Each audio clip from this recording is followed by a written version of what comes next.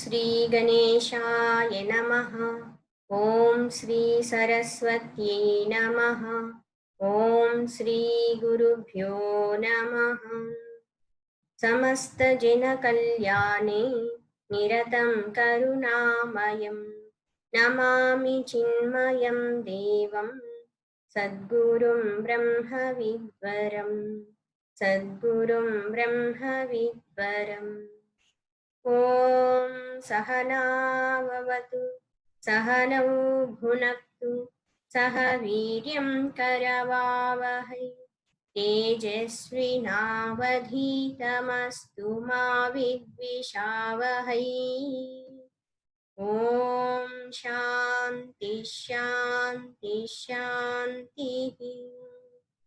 ॐ सदाशिवसमारम्भां शङ्कराचार्यमध्यमाम् अस्मदाचार्यपर्यन्तां वन्दे गुरुपरम्परां वन्दे गुरुपरम्पराम्।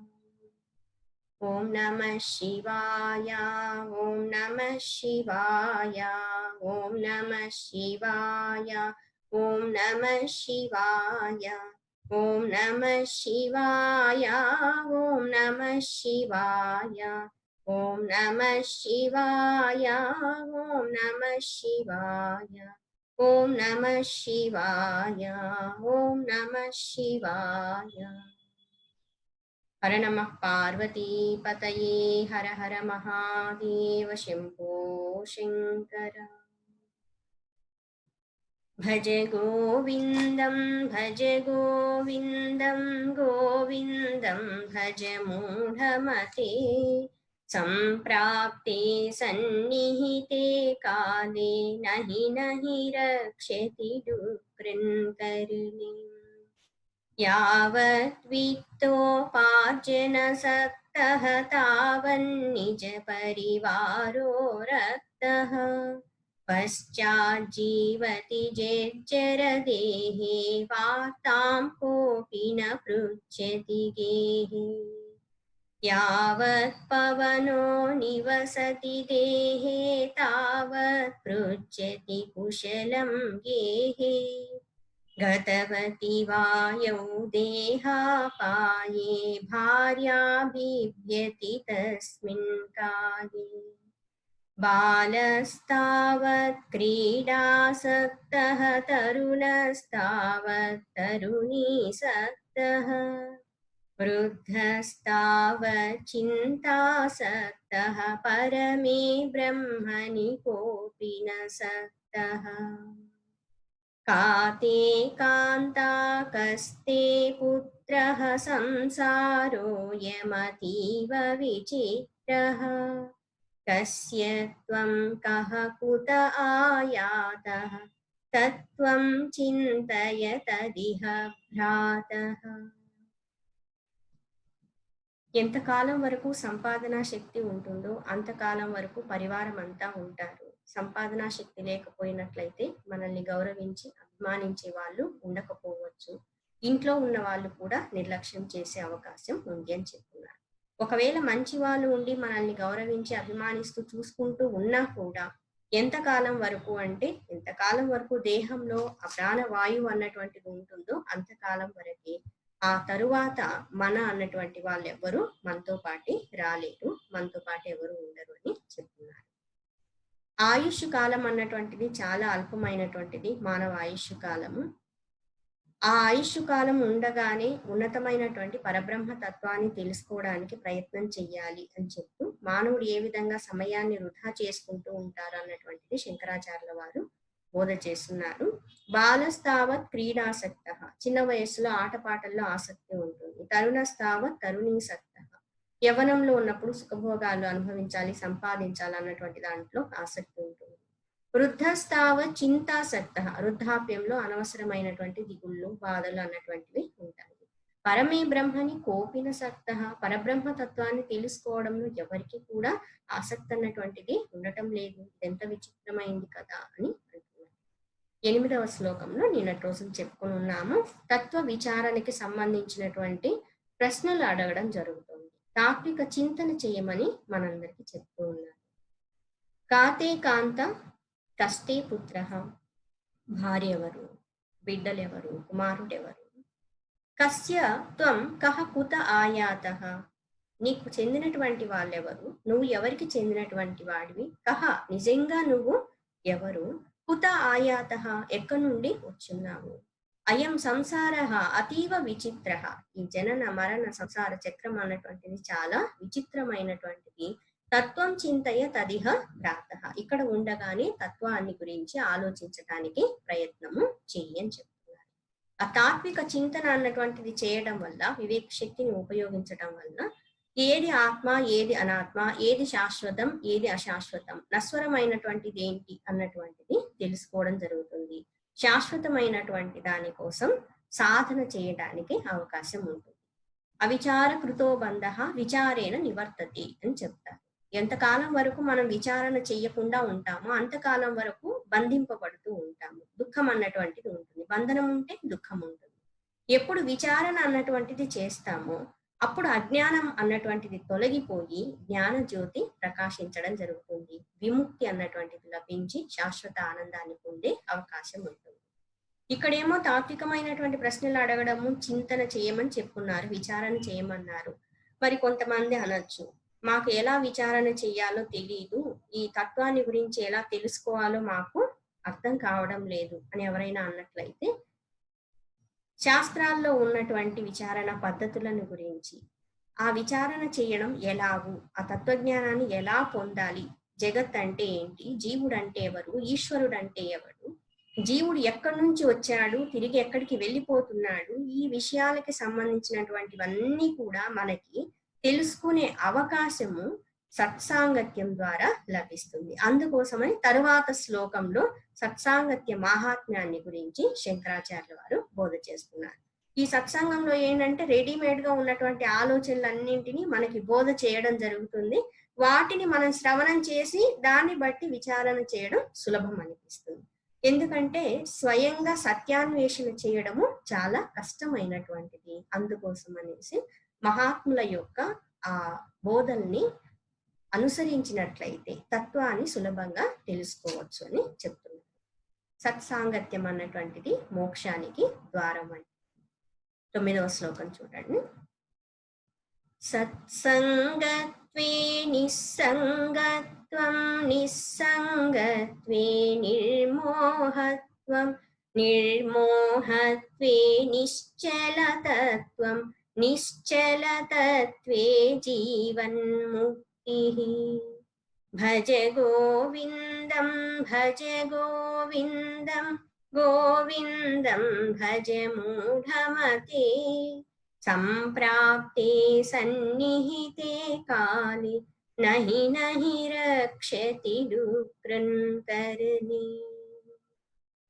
సత్సంగత్వే నిస్సంగత్వం అంటున్నారు. సత్సాంగత్యం వల్ల, సత్సంగం వలన నిస్సంగత్వము కలుగుతుంది. సంగ దోషం అన్నటువంటిది తొలగిపోతుంది. నిస్సంగత్వే నిర్మోహత్వం, నిస్సంగం వల్ల నిర్మోహం అన్నటువంటిది కలుగుతుంది. మోహం అన్నటువంటిది భ్రాంతి తొలగిపోతుంది. నిర్మోహత్వే నిశ్చల తత్వం, భ్రాంతి మోహం తొలగిపోయినప్పుడు నిశ్చల స్థితి కలుగుతుంది. నిశ్చల తత్వే జీవన్ముక్తి, ఆ నిశ్చలమైనటువంటి స్థితిలో నిలిచి ఉండటం వల్ల పరమానంద ప్రాప్తి, ఆత్యంతిక దుఃఖ నివృత్తి, పరమానంద ప్రాప్తి రూపమైనటువంటి మోక్షం లభిస్తుంది అని చెప్తున్నారు. ఇప్పుడు ఒక్కొక్క పదంలో ఉన్నటువంటి అంతరార్థాన్ని తెలుసుకోవడానికి ప్రయత్నం చేద్దాము. సత్ సంగము అన్నారు. సత్ అంటే ఒక అర్థం మంచి, ఇంకొక అర్థం ఉన్నతమైనటువంటి అర్థాన్ని తీసుకున్నప్పుడు సత్యము, సత్ స్వరూపము. సత్ అంటే ఎప్పటికీ నిలిచి ఉండేటువంటిది. త్రికాలేపి తిష్టతి ఇది సత్ అంటారు. 3 కాలాల్లో కూడా మార్పు చెందకుండా ఉండేటువంటి దాన్ని సత్ అంటారు. మొదటి అర్థాన్ని తీసుకున్నప్పుడు సత్ అంటే మంచిది అని తీసుకున్నప్పుడు సత్ సంగము, సంగము అంటే కలయిక అన్నట్టు, కంపెనీ. ఈ సత్సంగం అన్నటువంటి పదంలో సాధారణంగా తీసుకునేటువంటి అర్థం ఏంటి అంటే ఎవరైనా శాస్త్రాల్లో ఉన్న విషయాలు కానీ, వాళ్ళు గురువుల నుంచి విన్నటువంటివి కానీ, భగవత్ సంబంధమైనటువంటి మంచి విషయాల గురించి చెప్తూ ఉన్నట్లయితే, కొంతమంది శ్రవణం చేస్తూ ఉన్నట్లయితే దాన్ని సత్సంగము అని అంటారు. ఇది ఒక అర్థం. అంతరార్థంలో చూసినప్పుడు ఈ సత్సంగం అన్నటువంటిది కేవలం ఒక చోట జరిగే ప్రవచన కార్యక్రమం మాత్రమే కాదు, అది సత్సంగమే. అయితే ఈ సత్సంగం అన్నటువంటిది మనలో కూడా మన ద్వారానే మనమే ఆ సత్సంగాన్ని కలిగి ఉండొచ్చు. ఎలాగో అంటే ఏవైనా మంచి గ్రంథాలు తీసుకుని వాటిని చదువుతూ ఉన్నప్పుడు అది కూడా సత్సంగమే అవుతుంది. అయితే అక్కడ మంచితో ఎలా కలయిక ఏర్పడుతుంది అంటే మంచి గ్రంథములతో కలయిక, మంచి గ్రంథముల ద్వారా ఉన్నతమైన విషయాల్ని తెలుసుకోవడం జరుగుతుంది. ఇది కూడా సత్సాంగత్యమే. ఎందుకంటే ఎంతో మంది మహాత్ములు అనేకమైనటువంటి ఆధ్యాత్మిక భక్తిపరమైనటువంటి విషయాలన్నింటినీ వాళ్ళ గ్రంథాల ద్వారా మనకి అందజేయడం జరిగింది. ఆ మహాత్ములే ఎదురుగా వచ్చి కూర్చుని మనకి బోధ చేసే అవకాశము ఉండకపోవచ్చు, మనకి ముందు తరాల వాళ్ళై ఉండొచ్చు. సో వాళ్ళు రాసినటువంటి వాటి ద్వారా, గ్రంథాల ద్వారా మనం ఉన్నతమైనటువంటి విషయాల్ని తెలుసుకుంటూ ఉన్నట్లయితే అది కూడా సత్సంగమే అవుతుంది. ఇంకొకటి వచ్చేసి ఈ సత్సంగము అన్నటువంటిది సంపూర్ణ పరిపక్వ స్థితిని పొందటము అన్నటువంటిది అనేక విధానాల్లో, అనేకమైనటువంటి స్థాయిల్లో మనం గమనించాల్సి ఉంటుంది. ఒకటి శాస్త్రముల ద్వారా సత్సాంగత్యము అని చెప్పుకున్నాం. ఇంకొకటి వచ్చేసి మన ఆలోచనలు సద్భావాలు ఉన్నట్లయితే, మన ఆలోచనలు సాత్వికంగా ఉన్నట్లయితే, అవి మంచివై ఉన్నట్లయితే అది కూడా సత్సంగమే అవుతుంది. నిరంతరము మంచి ఆలోచనలని కలిగి ఉండటం, ఇది మానసిక బుద్ధి స్థాయికి సంబంధించింది. ఇంకొకటి ఏంటంటే సత్వాక్, మంచి వాక్కుని పలకటము, ఇది కూడా సత్సంగమే. ఇంకొకటి సత్కర్మ, చేసేటువంటి పని సాత్వికమైనటువంటిదై ఉండాలి. మంచి కర్మ అయి ఉన్నట్లయితే దాన్ని సత్కర్మ అని పిలుస్తాం.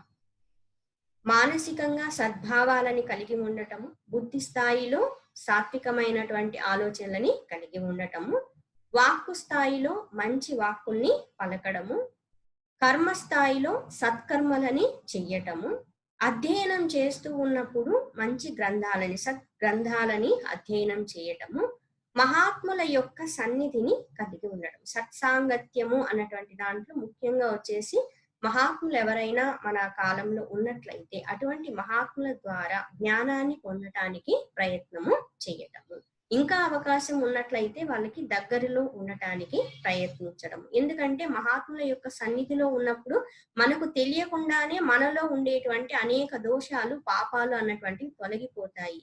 వాళ్ళని చూసి మనం అనేకమైన విషయాలని సూక్ష్మ రూపంలోని నేర్చుకోవడానికి, ఆచరించడానికి అవకాశం ఉంటుంది. ఇంకొకటి వచ్చేసి సదాచారము అని అంటారు. సత్ ఆచారము, మంచి ప్రవర్తనని కలిగి ఉండటము, ఇది కూడా సత్సంగం కిందకే వస్తుంది. ఇప్పుడు మనం చెప్పుకున్నటువంటివన్నీ కూడా ఉన్నతమైనటువంటి స్థాయిలో కలిగి ఉన్నటువంటి వ్యక్తిని సజ్జనుడు అని అంటారు, మంచి వ్యక్తి. ఆపోజిట్ వచ్చేసి దుర్జనుడు, దుష్టమైనటువంటి భావాలు, వాక్కు, కర్మలు కలిగి ఉన్నటువంటి వారు, దుస్సాంగత్యాన్ని కలిగి ఉన్నటువంటి వాళ్ళని దుర్జనులు అంటున్నారు. ఇక్కడ సాత్వికమైనటువంటి సత్తుతో, మంచితో కూడి ఉన్నటువంటి వాటితో ఎవరికైతే కలయిక, సాంగత్యం ఉంటుందో అటువంటి వాళ్ళని సజ్జనులు అని చెప్తాము. ఇక్కడ సత్సంగత్వే నిస్సంగత్వం అంటున్నారు. ఎప్పుడైతే మనకి సత్తుతో కలయిక ఏర్పడుతుందో అప్పుడు నిస్సంగత్వం కలుగుతుంది అంటున్నారు. సంగం అంటే కలయిక అని చెప్పున్నాం కదా, నిస్సంగము అంటే కలయిక లేకుండా ఉండటం. దేనితో అని అంటే అల్పమైన వాటితో, దుష్టమైనటువంటి వాటితో సంఘభావము తొలగిపోతుంది అని చెప్తున్నారు. ఎప్పుడైతే ఉన్నతమైన దాన్ని పట్టుకుంటామో అప్పుడు అల్పమైనటువంటిది వదిలిపోతుంది. సత్యం కదా ఇది. అల్పమైనటువంటి దాన్ని పట్టుకొని ఉన్నంత కాలము ఉన్నతమైన దాన్ని పొందే అవకాశము ఉండదు. సో ఇక్కడ సత్సాంగత్యాన్ని కలిగి ఉన్నప్పుడు సహజంగానే దుష్టత్వం అన్నటువంటిది, దుస్సాంగత్యం అన్నటువంటిది తొలగిపోతూ వస్తుంది. అందుకోసమని ఇక్కడ ఏం చెప్పున్నారంటే సత్సంగత్వే నిస్సంగత్వం అంటున్నారు. ఇంకా అంతరార్థంలో చూసినప్పుడు సత్సాంగత్యం వల్ల మనకి వివేకము, వైరాగ్యము అన్నటువంటివి కలుగుతాయి. మనందరికీ ఆలోచించే శక్తి ఉంది. బుద్ధి ప్రసాదించున్నాడు భగవంతుడు. మానవులకి బుద్ధి ఉంది. ఉన్నతమైనటువంటి ఆ బుద్ధి కారణంగానే 84 లక్షల జీవరాశుల్లో మానవ జన్మ ఉన్నతమైంది అని చెప్తున్నారు. అయితే ఆ బుద్ధిని మనము అనేకమైనటువంటి ప్రాపంచిక లౌకిక విషయాల కోసము ఉపయోగిస్తూ ఉన్నాము. ఈ సత్సాంగత్యం వల్ల ఏమవుతుంది అంటే మనలో ఉన్నటువంటి బుద్ధి, ఆ విచక్షణ జ్ఞానం అన్నటువంటిది వివేకపూర్వకంగా తాత్వికమైనటువంటి చింతన చేయడం ఎలాగో నేర్పిస్తుందన్నమాట. ఈ సత్సాంగత్యం కారణంగా ఆ వివేకంతో మనం విచారణ చేయడం మొదలు పెట్టడం వల్ల మనకి దేని విలువ ఏంటి, మనం పొందాల్సింది ఏంటి అన్నటువంటి స్పష్టత కలుగుతుంది. వైరాగ్య భావం అన్నటువంటిది కలుగుతుంది. అల్పమైనటువంటి విషయాల పట్ల వైరాగ్యం కలగటము, ఉన్నతమైనటువంటి దాన్ని పొంది తీరాలి అన్నటువంటి తీవ్రమైనటువంటి ముముక్షుత్వం అన్నటువంటిది మనలో కలుగుతుంది. ఇప్పుడు మనందరము సాధకులుగా భక్తులుగా ఉన్నటువంటి వాళ్ళందరూ కూడా ఇప్పుడు ఇవన్నీ శ్రవణం చేస్తున్నాము అంటే ఎప్పుడో చిన్నప్పటి నుండి మనకి ఏదో ఒక సమయంలో ఎవరో కొన్ని మంచి విషయాల్ని చెప్పి ఉండటం వల్ల ఈ మార్గంలోనికి రావడం జరిగింది. లేదంటే ఇంతకు ముందు జన్మల్లో మనం చేసుకున్నటువంటి పూర్వ జన్మ పుణ్య ఫలితం వల్ల ఈ మార్గంలోనికి రావడం జరుగుతుంది. మనకి శాస్త్రాల్లో కూడా చాలా చోట్ల చెప్పున్నారు, పురాణ ఇతిహాసాల్లో కూడా చెప్పున్నారు. గోస్వామి తులసీదాస్ గారు రామచరితమానస్ లో కూడా బోధ చేస్తున్నారు. బిను సత్సంగ వివేకన హోయి రామ కృపా బిను సులభన సోయి అంటారు. బిను సత్సంగ వివేకన హోయి, వివేక అంటే ఇక్కడ వివేకం. సత్సాంగత్యము లేకుండా వివేకం అన్నటువంటిది కలగదు. రామకృపా విను సులభన సోయి, ఆ రాముల వారి అనుగ్రహం, భగవంతుని యొక్క అనుగ్రహము లేకుండా ఇటువంటి సత్సాంగత్యము మనకి లభించదు అని చెప్తున్నారు. ఒక మంచి గ్రంథం చదువుతున్నాము అన్నా, మంచి మాటలు వింటున్నాము అన్నా, ఏదో జన్మలో పుణ్యం చేసుకొని ఉంటేనే, భగవంతుని అనుగ్రహం ఉంటేనే ఇది సాధ్యమవుతుంది అని చెప్తారు. పుణ్య పుంజ బిను మిలయిన సంత అంటారు. పుణ్య రాశి అన్నటువంటిది మన ఖాతాలో ఉన్నట్లయితే ఇంతకు ముందు జన్మలో చేసుకున్నటువంటి ఆ పుణ్య ఫలితము కారణంగానే మనకి మహాత్ముల యొక్క దర్శనము, సాన్నిధ్యము, వాళ్ళ నుండి శ్రవణం చేసేటువంటి భాగ్యము లభిస్తుంది అని చెప్తున్నారు. ఈశ్వర అనుగ్రహాదేవ పుంసాం అద్వైత వాసన అని కూడా అన్నారు. ఆ ఈశ్వరుని యొక్క అనుగ్రహం వల్లనే మానవులలో అద్వైత తత్వాన్ని పొందాలి, మోక్షాన్ని పొందాలి, తను పరమాత్మలో ఐక్యమైపోవాలి అన్నటువంటి ఆ భావన, కోరిక, ముముక్షుత్వం అన్నటువంటిది, జిజ్ఞాస అన్నటువంటిది కలుగుతుంది అని చెప్పారు. నారద భక్తి సూత్రాల్లో కూడా చెప్పున్నారు, మహాపురుషుల యొక్క సాంగత్యం అన్నటువంటిది చాలా దుర్లభమైంది అన్నారు. వివేక చూడామణిలో ఆదిశంకరాచార్యుల వారు స్పష్టంగా చెప్పున్నారు ఈ సత్సాంగత్యం ఎంత దుర్లభమైంది, మానవ జన్మ ఎంత దుర్లభమైంది అంటే, దుర్లభం త్రయమే వైతద్ దైవానుగ్రహ హేతుకం. కొన్ని చోట్ల దేవానుగ్రహ హేతుకం అని కూడా చెప్తారు. మనుష్యత్వం ముముక్షుత్వం మహాపురుష సంశ్రయ, మానవ జన్మ పొందటము, అందులోనూ మానవ జన్మ పొందిన తరువాత మోక్షాన్ని పొందాలి అన్నటువంటి ముముక్షుత్వం, ఆ కోరికని కలిగి ఉండటము, ఒకవేళ ఆ భావన కలిగి ఉన్నా, ఆ కోరిక ఉన్నా కూడా ఆ జ్ఞానం అందజేసేటువంటి మహాపురుషులు మనకి లభించడము అన్నటువంటిది చాలా దుర్లభమైనటువంటిది. దైవానుగ్రహ హేతుకం, ఎంతో భగవంతుని కృపా అనుగ్రహం ఉంటేనే మనకి ఇవి సాధ్యమవుతాయి అని చెప్తున్నారు. నిజంగా మనం ధన్యజీవులమని చెప్పుకోవాలి. మానవ జన్మ లభించింది, ఆ ఆధ్యాత్మిక మార్గంలో, ఉన్నత మార్గంలో నడవటానికి, భక్తి మార్గంలో నడవటానికి, మోక్షం పొందాలి అన్నటువంటి కోరిక మనకి కలిగింది. ఎంతో మంది గురువులు, మహాత్ములు, గురు పరంపరలో ఉన్నటువంటి విషయాలను తెలుసుకునే భాగ్యం కూడా మనలాంటి అజ్ఞానులకి కలిగింది అంటే నిజంగా ఎన్నో జన్మల పుణ్యం చేసుకొని ఉన్నాము. భగవంతుని గురు పరంపర యొక్క అనుగ్రహం మన మీద సంపూర్ణంగా మనం సద్వినియోగం చేసుకోవాల్సి ఉంటుంది. ఇది సత్సంగం. సత్సంగం అన్నటువంటిది కలగడానికే ఇంత వెనకాల ఈ కారణాలన్నీ ఉన్నాయని మహాత్ములు చెప్పున్నారు. ఇంకా సత్సాంగత్యం కలిగితే దాని ఫలితం ఎంత అద్భుతంగా ఉంటుందంటే చివరికి జీవన్ముక్త స్థితి, జీవించి ఉండగానే ముక్తిని పొందే అవకాశము ఉంది అంటున్నారు. సత్సంగత్వే నిస్సంగత్వం. ఎప్పుడైతే మంచి వాళ్ళతో కలయిక ఉంటుందో, ఇది అటాచ్మెంట్ కాని అటాచ్మెంట్ అన్నమాట. మహాత్ముల్ని చూడడము, వినడము, వాళ్ళ నుంచి వాళ్ళ వాక్కుల్ని వినడము, వాళ్ళ సన్నిధిలో ఉండటము. ఈ మాట మీరు వినే ఉంటారు, సాధూనాం దర్శనం పుణ్యం అంటారు, స్పర్శనం పాపనాశనం. ఆ మహాత్ముల్ని చూస్తేనే పుణ్యము, వాళ్ళ వాక్కు విన్నట్లయితే ఎంతో భాగ్యము, చివరికి వాళ్ళ యొక్క సన్నిధి వల్ల మనకి మోక్షం అన్నటువంటిది లభిస్తుంది, సర్వ పాప వినాశనం అన్నటువంటిది జరుగుతుంది అని చెప్తున్నారు.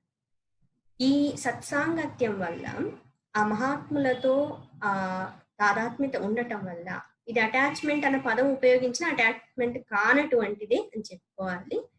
దీని వల్ల మనకి డిటాచ్మెంట్ కలుగుతుంది. వేటి పట్ల అంటే ప్రాపంచిక విషయాల పట్ల. ఒక అద్భుతమైనటువంటి కొటేషన్, అవకాశం ఉన్నట్లయితే గుర్తుపెట్టుకోవడానికి ప్రయత్నం చేయండి. సత్సంగం వల్ల నిస్సంగత్వం ఎలా కలుగుతుంది అంటే, one who is attached to someone, ఆ అటాచ్ టు సమ్వన్ అన్నటువంటిది భగవంతునితో అటాచ్మెంట్ ఉన్నటువంటి వాళ్ళ పట్ల అన్నమాట. One who is attached to someone, who is attached to God, that person will be detached from all attachments. One who is attached to someone who is detached, he will be detached from all attachments. ఇది quotation. ఎవరైతే సత్సాంగత్యాన్ని కలిగి ఉంటారో, ఉన్నతమైనటువంటి వ్యక్తితో కలయిక కలిగి ఉంటారో, అటువంటి వాళ్ళు మిగతా అటాచ్మెంట్ల నుండి డిటాచ్మెంట్ కలుగుతుంది వాళ్ళకి అని చెప్తున్నాం.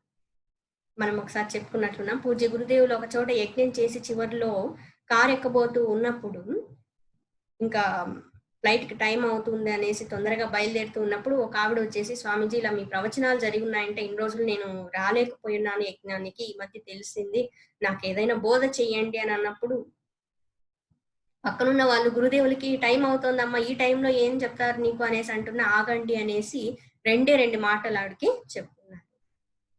Detach from the world, attach to the God. Attach to God, detach from world. ఇదే సత్సాంగత్యం. ప్రస్తుతం అజ్ఞానంలో ఉన్నప్పుడు మనకి ప్రాపంచికమైనటువంటి విషయాల పట్ల ఎక్కువ తాదాత్మ్యత ఉంది. సత్సంగం కారణంగా మనలో ఉన్నటువంటి దోషాలు, లోపాలు మనకి తెలుస్తాయి. మన ఆలోచన విధానం ఎలా ఉందో తెలుస్తుంది. మనం ఏ స్థాయిలో ఉన్నామో తెలుస్తుంది. మన సంస్కారాలు ఎలా ఉన్నాయో తెలుస్తాయి. ఇవన్నీ తెలుసుకోవటం వల్ల మనలో ఉన్నటువంటి దోషాలు, లోపాలని సరి చేసుకుని మనం ఉన్నటువంటి స్థాయి నుండి ఉన్నత స్థాయికి వెళ్ళటానికి సత్సంగం అన్నటువంటిది సోపానాలు ఏర్పాటు చేయడం జరుగుతుంది. అందుకోసమని ప్రారంభ దశల్లో కష్టంగా ఉన్నా కూడా, మనసుకి అప్పుడప్పుడు కష్టంగా అనిపిస్తుంది, మన ఈగో అప్పుడప్పుడు హర్ట్ అవుతూ ఉంటుంది, కానీ ఇవన్నీ మన మంచికే కాబట్టి సత్సాంగత్యాన్ని వదిలిపెట్టకుండా ముందుకి ప్రయాణం చేయాల్సి ఉంటుంది. సత్సంగత్వే నిస్సంగత్వం. మంచితో కలయిక ఉంటే చెడుతో కలయిక కలిగిపోతుంది. ఎప్పుడైతే అనవసరమైన విషయాల పట్ల, ప్రాపంచికమైనటువంటి వ్యక్తుల పట్ల ఉన్నటువంటి అటాచ్మెంట్ తొలగిపోతుందో, నిస్సంగత్వం కలుగుతుందో, మైండ్ ఫ్రీగా ఉంటుంది, మనసు శుద్ధం అవుతుంది. అవైరాగ్య భావం వల్ల అనవసరమైనవి ఏవి మనసుకి తగులుకునే అవకాశము ఉండదు. నిస్సంగత్వే నిర్మోహత్వం. ఇంతకాలం ఉన్నటువంటి భ్రాంతి, భ్రమ, ఇందులో సుఖం ఉంది, అందులో సుఖం ఉంది అనుకుంటూ వాటి వెనకాల పరిగెడుతూ, ఈ ప్రపంచం మీద ప్రేమ, అభిమానం, గౌరవం కోసం ఆధారపడుతూ లేనటువంటి దాంట్లో సుఖాన్ని వెతుకుంటూ ఉన్నటువంటి వ్యక్తిలో ఉన్నటువంటి భ్రమ అన్నటువంటిది పూర్తిగా తొలగిపోతుంది. ఇదే నిర్మోహత్వం అంటున్నారు. మోహం పోయినట్లయితే ఇంకేముంది? ఆనందమే ఆనందం. నిర్మోహత్వే నిశ్చల.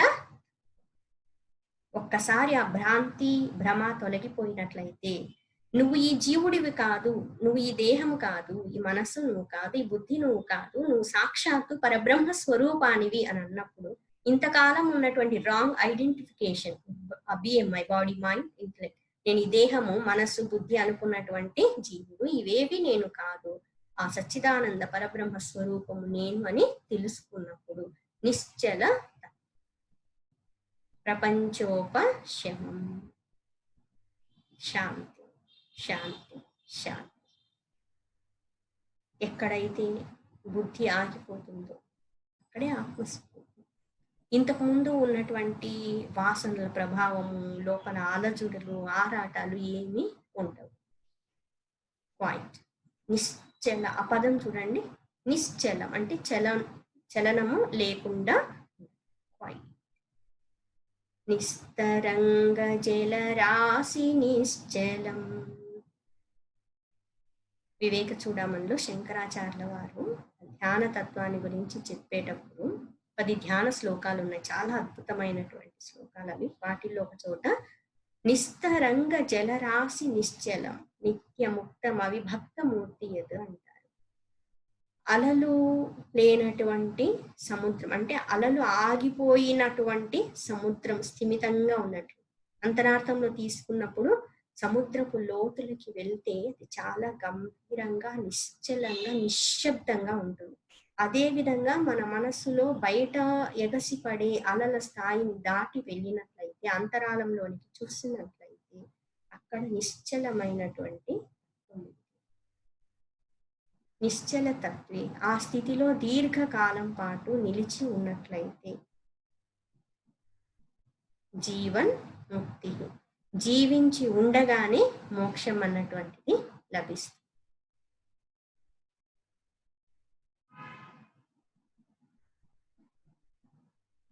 ఇంకక్కడ వాక్ ఉండదు, నామం ఉండదు, రూపం ఉండదు, రాగద్వేషాలు ఉండవు, అరిషద్వర్గము ఉండదు, ప్రపంచోపశమం, పంచమహాభూతాల స్థాయికి అతీతమైనటువంటి ఆనంద స్వరూపం, సచ్చిదానంద స్వరూపం, తనను తాను గుర్తించినటువంటి స్థితి, అది జీవన్ముక్త స్థితి. సత్సాంగత్యం ద్వారానే ఈ జీవన్ముక్త స్థితిని పొందడం జరుగుతుంది. ఈ ఒక్క శ్లోకం ద్వారా మోక్షాన్ని పొందొచ్చు. సత్యం. సత్సంగత్వే నిస్సంగత్వం, నిస్సంగత్వే నిర్మోహత్వం, నిర్మోహత్వే నిశ్చలతత్వం, నిశ్చలతత్వే జీవన్ముక్తి. ఒక్క మహాత్ముని యొక్క ఆ కరుణా కటాక్ష వీక్షణం చాలదా మనకి ముక్తి లభించడానికి? మనం అర్హులమై ఉంటే ఆ మహాత్ముని యొక్క సన్నిధిలో కొన్ని సెకండ్ల పాటు అలా కూర్చుంటే చాలదా మన మనస్సు ఆగిపోవడానికి? నేను ఇప్పుడు చెప్పేవన్నీ కూడా కొంతమంది మహాత్ముల జీవితాల్లో జరిగినటువంటి అనేక మంది జిజ్ఞాసులు వీటి ద్వారా మోక్షాన్ని పొంది ఉన్నారు. ఒక మహాత్ముడు చూసిన వెంటనే అజ్ఞానం తొలగిపోయి అదృక్కు ద్వారా జ్ఞానస్థితిని పొందిన వాళ్ళు ఉన్నారు. ఒక్క స్పర్శ, రామకృష్ణ పరమహంసుల వారి స్పర్శ చేత వెంటనే వివేకానంద స్వామి తత్వాన్ని పొంది ఉన్నారు. సాధన చేసి ఉన్నారు, కానీ అర్హత అన్నటువంటిది ఉండటం వల్ల, పరిపక్వ స్థితిని పొంది ఉండటం వల్ల వెంటనే తత్వం ఏంటి అన్నటువంటిది గ్రహించగలిగి ఉన్నారు, అనుభూతిని పొంది ఉన్నారు. మహాత్ముని స్పర్శ వల్ల, ఆయన కరుణా కటాక్ష వీక్షణాల వల్ల, ఆయన సన్నిధిలో ఉండటం వల్ల. ఒకసారి గురు శిష్యులు ఉన్నప్పుడు ఆ గురువు గారు మౌనంగా కూర్చొని ఉంటారు. శిష్యుడు ఆయనకి సేవలు చేస్తూ ఉంటారు. అంతకుముందు ఒక కథ ఉంటుందన్నమాట. వాళ్ళిద్దరూ కూడా గురువు కోసం వెతుకుతూ వెళ్ళి ఉంటారు. వాళ్ళ జ్ఞానాన్ని పొందటము, వాళ్ళలో ఒకరు ఉన్నత స్థితిని పొంది ఉంటారు. మిగతా వాళ్ళకి గురువు లభించకపోవడం వల్ల ముందుగా పొందినటువంటి వ్యక్తిని గురువుగా స్వీకరించడము, ఆత్మజ్ఞానాన్ని పొందడం జరుగుతుంది. ఆ శిష్యుడిగా ఉన్నటువంటి వ్యక్తి గురువు గారిని స్తుతిస్తూ ఒకటి రాస్తారనమాట. ఆ స్తుతిలో వచ్చేసి గురువు గారిని 1000 ఏనుగులని వధించినటువంటి వ్యక్తికి ఇచ్చేటువంటి బిరుదు, సంగ్రామంలో అలా చేసినటువంటి వ్యక్తికి ఇచ్చేటువంటి బిరుదుని ఆ పద ప్రయోగము గురువు గారికి వాడతారనమాట. ఆ విధంగా రాసినప్పుడు కొంతమంది విమర్శకులు, ఏ కాలంలో అయినా విమర్శకులు ఉంటారు, అసూయపడే వాళ్ళు కూడా కొంతమంది ఉంటారు. ఆ విమర్శకులు అడుగుతారనమాట, ఇదెలా సాధ్యమవుతుంది? ఈ పద ప్రయోగం ఎవరికి చేస్తారు? గొప్ప శౌర్య పరాక్రమాలు ప్రదర్శించినటువంటి వాళ్ళకు మాత్రమే ఉపయోగించేటువంటి పదం ఇది, అందరికీ ఉపయోగించడానికి సాధ్యం కాదు కదా. మీ గురువు గారు ఏదో చెట్టు కింద కూర్చొని కళ్ళు మూసుకొని ఉన్నారు, ఆయనకి ఈ పదాన్ని ఎలా ఉపయోగించారు అని అంటారు. అంటే ఆయన చెప్తారు, సరే మీరు ఈ మాట అన్నారు కదా, మా గురువు గారు అటువంటి వారు అవునో కాదు, అంటే అంత గొప్పవారు అవునో కాదో మీరే వచ్చి నిర్ణయించుకోవచ్చు, నిశ్చయించుకోవచ్చు, మీరు మా గురువు గారి సన్నిధికి రండి అని చెప్తారు. అలాగే అనేసి వాళ్ళందరూ కూడా ఒక గ్రూప్ ఏర్పడి అందరూ అక్కడికి వెళ్తారు. వెళ్ళేసరికి ఆ మహాత్ముడు రోజులాగా సాధన చేసుకుంటూ ప్రశాంతంగా ఒక చెట్టు కింద కూర్చొని ఉంటారు. వీళ్ళందరూ వెళ్ళిన తర్వాత కూడా ఆయనేం మాట్లాడుండరు. కళ్ళు మూసుకునే ఉంటారు. వీళ్ళని కాసేపు కూర్చోమంటారనమాట అక్కడ ఆయనకెదురుగా. వాళ్ళు అక్కడికి వెళ్ళేసరికి వాళ్ళ మనసులో వెళ్ళే ముందు వరకు అనేక ఆలోచనలు, అలజడులు, దీన్నెలా అయినా ఖండించాలి, ఆ పద్యం ఆయన కోసం రాసింది అంకితం ఇవ్వడం సరైనటువంటిది కాదు. లేదంటే ఆ పదాన్నన్నా తొలగించేలాగా చేయాలి. అంత గొప్పవారై ఉంటారా ఈ గురువుగారు? ఇలా అనేక ఆలోచనలతో, అలజడులతో, ఆ విమర్శనాత్మక భావాలతో వెళ్లి కూర్చున్నటువంటి వ్యక్తులు అక్కడ కూర్చున్న కాసేపటికే ఆలోచనలు అనేటువంటి మదపు టేనుగులన్నీ కూడా ప్రశాంతంగా కూర్చుండిపోయి. ఇక్కడ పోలిక మీరు గమనించుండొచ్చు. అడవిలో ఉన్నటువంటి ఏనుగు విచ్చలవిడిగా తిరుగుతూ ఉందనుకోండి. దాన్ని ఆపడమే కష్టమైనటువంటి స్థితిలో ఉంది. అటువంటి ఏనుగు చెప్పినట్లుగా వినేటువంటి ఏనుగ, మావటివాడు ఎలా చెప్తే అలా చేసే ఏనుగ, ఒక రూపాయి ఇస్తే మన తల మీద తొండం పెట్టి ఆశీర్వదించే ఆ ఏనుగుగా మారినప్పుడు ఏం చెప్తే అలా వింటుంది. ఎలా చెప్తే అలా వింటుంది. అక్కడ కూర్చున్నటువంటి కాసేపటికి వాళ్ళందరి మనసులో ఉన్నటువంటి ఆలోచనల అలజడంతా తగ్గిపోతుంది. అంతేకాదు, కోటాను కోట్ల జన్మల్లో చేసినటువంటి కర్మలు, కర్మల ఫలితాలు, వాసనల రూపంలో ఉన్నటువంటివన్నీ సంస్కారాలు అన్నీ కూడా ఉపశమించిపోతాయి. కొన్ని గంటల పాటు వాళ్ళల్లో ఏ విధమైనటువంటి చలనం లేకుండా నిశ్చల స్థితిని పొందుతారు.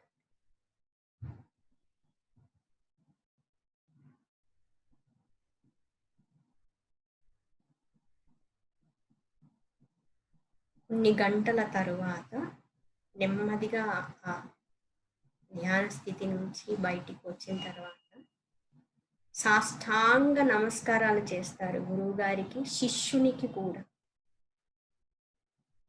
మీరిద్దరూ గొప్ప మహాత్ములు. మా తప్పును మేము తెలుసుకున్నాము. 1000 ఏనుగులని ఒక్కసారిగా వధించినటువంటి యోధుడికి ఉపయోగించేటువంటి పదము మీ గురువుగారికి ఉపయోగించారు ఎందుకు అని అడుగున్నాము. వాస్తవానికి ఆయనకి ఈ పదం ఉపయోగించడం కూడా తక్కువే. ఆయన అంతకంటే గొప్ప మహానుభావుడు. ఎందుకంటే ఆలోచనలు అనేటువంటి ఈ క్రూర మృగాల్ని, ఈ ఏనుగుల వీటన్నింటినీ కూడా ఒక్కసారిగా తొలగించి ఉన్నారు. ఎప్పుడు ఇంతటి ప్రశాంతమైన, ఆనందమయమైన అనుభూతి మాకు కలగలేదు. సామాన్య విషయం కాదు కదా. ఎదుటి వ్యక్తిలో ఉన్నటువంటి ఆలోచన ప్రవాహాన్ని, వేగాన్ని తగ్గించే శక్తి ఇంకొకరిలో ఉంది అంటే వాళ్ళు నిజంగా గొప్పవారు. తగ్గించడమే కాదు, ఆలోచన రహిత స్థితికి తీసుకెళ్ళి ఉన్నారు వాళ్ళని. బయట ఉన్న శత్రువుల్ని సంహరించడం సులభం. లోపల ఉన్నటువంటి ఇంతమంది శత్రువుల్ని అరిషద్వర్గ స్థాయిని దాటి తీసుకెళ్ళగలిగి ఉన్నారు అంటే ఇది సత్సాంగత్యం యొక్క గొప్పతనం. ఎవరిలో ఏ శక్తి ఉందో మనకి తెలియదు. అందుకే మనకేంటంటే మహాత్ముడు అన్న వెంటనే చేతులు జోడించి నమస్కరిస్తాం. ఒక్కసారి వాళ్ళు ఆశీర్వదిస్తే చాలు అనుకుంటాం. భగవంతుని స్వరూపంగా భావిస్తాం. ఇది మన సంస్కారం. ఎవరిలో మనం ఏ దోషాలు చూడాల్సిన అవసరం లేదు. మనకి అర్హత ఉన్నట్లయితే ఏదో ఒక రూపంలో భగవంతుడు సద్గురువుల ద్వారా మనకి ఆశీర్వాదం అన్నటువంటిది అందచేయడం జరుగుతుంది. నారద మహర్షుల వారి గురించి వినే ఉంటారు. సత్సాంగత్యం యొక్క మహాత్మ్యం ఏంటి అనేసి నారాయణ భగవాన్ అడిగినప్పుడు, ఒక పల్లెలో ఉన్నటువంటి, ఒక అడవిలో ఉన్న చెట్టు మీద ఉన్నటువంటి పక్షి పిల్లను అడిగి రమ్మన్నప్పుడు, ఆ పక్షి పిల్ల దగ్గరికి వెళ్ళి అడిగిన వెంటనే ఆ పక్షి పిల్ల చనిపోవడము, తర్వాత ఇంకో గ్రామంలో ఉన్నటువంటి లేగదూడని అడగమంటే అక్కడికి వెళ్ళి అడిగినప్పుడు సత్సాంగత్యం యొక్క మహాత్మ్యం ఏంటి అంటే లేగదూడ కూడా వెంటనే చనిపోవడము. దీంతో బాధపడినటువంటి నారద మహర్షి వెళ్ళి నారాయణ భగవాన్తో మొరపెట్టుకొని, ఏంటి స్వామి, నాకు సత్సాంగత్యం యొక్క మహాత్మ్యం గురించి చెప్పమంటే ఈ విధంగా పంపిస్తున్నారు, ఆ జీవులేమో నా కారణంగా నా వాక్కు విన్న వెంటనే చనిపోతున్నాయి అని అంటేను, లేదు లేదు, ఒక రాజ్యానికి వెళ్ళి అక్కడ ఒక రాకుమారుడు ఉన్నారు, బాలకుడు, తప్పకుండా నీ ప్రశ్నకి సమాధానం ఈసారి లభిస్తుంది, భయపడొద్దని చెప్పినప్పుడు నారద మహర్షి అక్కడికి వెళ్ళి రాకుమారుని అడిగితే, రాకుమార, సత్సాంగత్యం యొక్క మాహాత్మ్యం ఏంటి అంటే, ఆ చిన్న బాలకుడు చిరునవ్వుతో, మహర్షి మీకు ఇంకా అర్థం కావడం లేదా, నన్ను గుర్తుపట్టడం లేదా, మీ సన్నిధి కారణంగా, మీ దర్శనం కారణంగా, మీ వాక్కు ఒక్కసారి వినటం వల్ల పక్షి యోనిలో ఉన్న నేను పశువు యోనిలో జన్మించాను, అంతకంటే ఉన్నతమైన స్థితిని పొందున్నాను. తరువాత మళ్ళీ మీ దర్శనం కారణంగా మానవ జన్మలో ఉన్నతమైనటువంటి రాజ కుటుంబంలో నేను రాకుమారుడిగా జన్మించి ఉన్నాను. ఇదే సత్సాంగత్యం యొక్క మహాత్మ్యం స్వామి అని చెప్పారు. ఆ సత్సాంగత్యం వల్ల అనేక జన్మలు పొందవలసినటువంటి జీవుడు ఆ జన్మ పరంపరని కూడా తొలగించుకొని ఉన్నత స్థితికి వెళ్ళే అవకాశము ఉంది. సాక్షాత్తు జన్మ రహిత స్థితి, మోక్షాన్ని పొందే అవకాశం కాదు, పొందుతారు. ఆ పద ప్రయోగం కూడా సరి అయింది కాదు, అవకాశం కాదు. సత్సంగం ద్వారా మోక్షం లభిస్తుంది. ఇక్కడ ఇంకొక విషయం గమనించాలి. సత్సాంగత్యం వల్ల అనేక మంది మహాత్ములు, ఈవెన్ వాల్మీకి మహర్షి కానీ, రత్నాకరుడుగా ఉన్నటువంటి ఆయన వాల్మీకి మహర్షిగా మారి ఉన్నారు. అనేక చోట్ల మనకి సత్సాంగత్య మహాత్మ్యం వల్ల ఉన్నత స్థితిని పొంది ఉన్నటువంటి వాళ్ళ గురించి వింటూ ఉన్నాం, చెప్పుకుంటూ ఉన్నాం. అయితే మనం గమనించాల్సింది ఏంటి అంటే, మనము ఈ సత్సంగం ద్వారా ఎంత ప్రయోజనాన్ని పొందుతూ ఉన్నాము, ఎలా సద్వినియోగం చేసుకుంటున్నాం. మహాత్ములు ఎప్పుడు శాస్త్రాల్లో ఉన్నటువంటి ఉన్నతమైన విషయాన్ని చెప్తూ ఉంటారు. అయితే మనం ఎలా వింటున్నాం, ఏ భావంతో వింటున్నాం, సంపూర్ణ శ్రద్ధ భక్తులతో వింటున్నామా, లేకపోతే ఏదో కాలక్షేపంగా వింటున్నామా, లేదంటే వాళ్ళు ఏం చెప్తారో చూద్దాం అనేసి ఆ విమర్శనాత్మక భావంతో అలా వింటున్నామా, గమనించాల్సి ఉంటుంది. ఎందుకంటే సహవీర్యం కరవావహై అని చెప్పుకున్నారు కదా. ఈవెన్ సత్సాంగత్యం యొక్క సంపూర్ణ ప్రయోజనం కలగాలి అంటే చెప్పేటువంటి వాళ్ళు శాస్త్రంలో ఉన్నటువంటి విషయాన్ని ఉన్నతంగా మనకి బోధించే వాళ్ళై ఉండాలి. ఆ తత్వాన్ని గురించి మనకి అర్థమయ్యే విధంగా చెప్పే వాళ్ళు ఉండాలి. అదే సమయంలో శ్రవణం చేసేటువంటి వాళ్ళల్లో కూడా సంపూర్ణ శ్రద్ధ, భక్తి, ఆచరించేటువంటి భావన ఉండాలి. లేకపోతే ఆ సత్సంగం యొక్క ప్రయోజనం సంపూర్ణంగా ఉండదు. 30 సంవత్సరాల నుంచి వింటూనే ఉన్నామండి, ఏమీ మార్పు లేదండి అంటే అది చెప్పే వాళ్ళ పొరపాటు, శాస్త్రం యొక్క పొరపాటు అనడానికి లేదండి, మన పొరపాటే అయి ఉండొచ్చు. ఎందుకంటే మనం వాటన్నింటిని విని మనం ఎలా తీసుకున్నాము, ఎలా ఆచరిస్తున్నాము గమనించాల్సి ఉంటుంది. సత్సంగమే. ఒక మహాత్ముడు చెప్తున్నప్పుడు కొన్ని వందల మంది వింటూ ఉండొచ్చు, కానీ ఆ 100 మందిలో ఎంతమంది సిన్సియర్గా వింటారు, ఎంతమంది తత్వాన్ని పొందాలి అనుకున్నారు, ఎంతమంది పొందుతూ ఉన్నారు. స్కూల్లో టీచర్ గారు బోధించేటప్పుడు అందరికీ అదే విద్యనే చెప్తున్నారు, అదే పాఠ్య పుస్తకాన్ని బోధిస్తూ ఉన్నారు. మరి వాళ్ళంతా ఎంతమంది ఉన్నతంగా విద్య నేర్చుకుంటున్నారు అన్నటువంటిది డిపెండ్ ఆన్ దెమ్, వాళ్ళ మీదే ఆధారపడి ఉంటుంది. సో మనకి శాస్త్రాలు ఉన్నతంగా ఉన్నాయి, మహాత్ములు చక్కగా బోధ చేస్తూ ఉన్నారు. మనము ఆ తత్వాన్ని తెలుసుకుని ఆచరించి ఉన్నత స్థితిని పొందాల్సి ఉంది. మనం కూడా సాధన చేసి తీరాలి. అప్పుడే సత్సాంగత్యం యొక్క సంపూర్ణమైనటువంటి ఫలితం లభిస్తుంది. లేకపోతే ఇన్ఫర్మేషన్ వస్తుంది కానీ ట్రాన్స్ఫర్మేషన్ ఉండదు.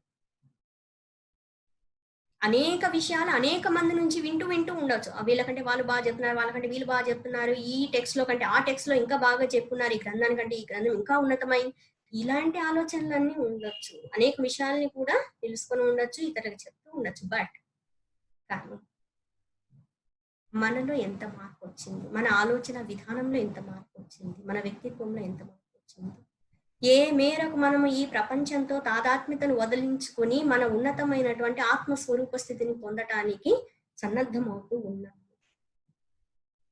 ఆ దరిదాపుల్లోకైనా వెళ్ళగలుగుతున్నామా, ఏ క్షణంలో అయినా అన్నింటిని వదిలేయడానికి సిద్ధంగా ఉన్నామా? అదే నిస్సంగత్వం కదా. సత్సంగత్వే నిస్సంగత్వం. సత్సంగమే కానీ మాకు నిస్సంగత్వం రాలేదండి అంటే రెండో స్టెప్ లోనే నిస్సంగత్వమే రాకపోతే ఇంకా నిర్మోహత్వం, నిశ్చలతత్వం, జీవన్ముక్తి ఎలా సాధ్యం? సత్సాంగత్యం వల్ల నిస్సంగత్వం అన్నటువంటి కలగాలి, మనలో వివేక వైరాగ్యాలు అన్నటువంటి కలగాలి.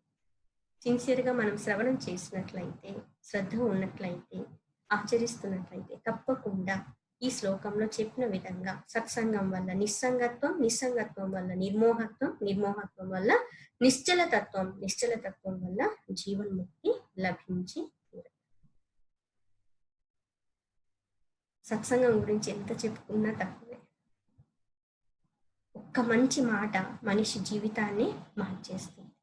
సత్సాంగత్యం అన్నటువంటి జీవితంలో ఈ విషయం నేను తెలుసుకోకుండా ఉంటే ఎలా ఉండేదో కదా లైఫ్ అనిపిస్తుంది. జీవితంలో ఈ మహాత్ముని నేను కలవకుండా ఉన్నట్లయితే జీవితం ఎలా ఉండేదో కదా అనిపిస్తుంది. సద్గురువులు, మహాత్ములు ఉన్నతమైనటువంటి జీవిత విధానాన్ని మనకి బోధించి ఉన్నారు. మనం సద్వినియోగం చేసుకొని ఉన్నత స్థితిని పొందాల్సి ఉంటుంది. అందరం కలిసి ఒక్కసారి ఈ శ్లోకాన్ని మళ్ళీ ఒకసారి చెప్తాము. సత్సంగత్వే నిస్సంగత్వం, నిస్సంగత్వే నిర్మోహత్వం, నిర్మోహత్వే నిశ్చలతత్వం, నిశ్చలతత్వే జీవన్ముక్తిః. భజ గోవిందం భజ గోవిందం, గోవిందం భజ మూఢమతే. సంప్రాప్తే సన్నిహితే కాలే నహి నహి రక్షతి డుక్రన్కరణే, నహి నహి రక్షతి డుక్రన్కరణే. बोलिए श्री सद्गुरुनाथ महाराज की जय। ओम लोका समस्ता सुखिनो भवन्तु। ओम असतो मा सद्गमय, तमसो मा ज्योतिर्गमय, मृत्योर्मा अमृतंगमय। ओम पूर्णमदः पूर्णमिदं पूर्णात् पूर्णमुदच्यते, पूर्णस्य पूर्णमादाय पूर्णमेवावशिष्यते। ओम शांति शांति शांति। हरिः ओम। श्री गुरुभ्यो नमः। हरिः ओम।